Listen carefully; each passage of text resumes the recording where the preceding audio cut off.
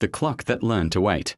In the centre of Iroko town, between a tailor who stitched regrets into hems and a bakery that smelled like yesterday, stood a clock fixed to a leaning pole.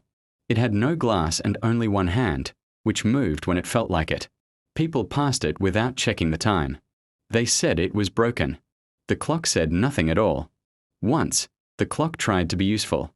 It hurried its hand forward when rain threatened weddings, slowed it when children wanted daylight to stretch longer.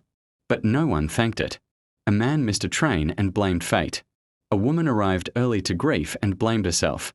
The clock learned that being helpful was a loud thing, and loud things are often accused. So it learned to wait. Waiting, the clock discovered, was a skill. It waited with the patience of dust, with the softness of evening. It watched faces change the way seasons do, without asking permission. Lovers argued beneath it, their voices rising and falling like birds startled from a tree. Years later, they returned quieter, holding hands, speaking in looks. The clock did not move. It listened. One afternoon, a boy stopped beneath the pole. He was carrying a letter that bent in the middle, folded and unfolded too many times. He stared at the clock as if it might answer a question he had been holding since morning. When? He asked, not to the clock, but to the air. The clock waited. Then, for the first time in years, it shifted its hand, not forward, not back, but just enough to catch the sun. The shadow fell across the boy's shoes, anchoring him. He breathed. The letter stopped shaking. The boy Saturday. He waited too.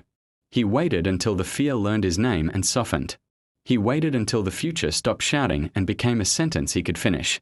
When he stood, he smiled, not because the answer had arrived, but because it no longer chased him. That evening, the town noticed the clock again, not because it told the time, but because people gathered beneath it without knowing why. They stood. They rested. They let moments be moments. The clock did not tick. It did not hurry anyone along. It learned what most clocks never do, that sometimes the right time is not a number, but a pause.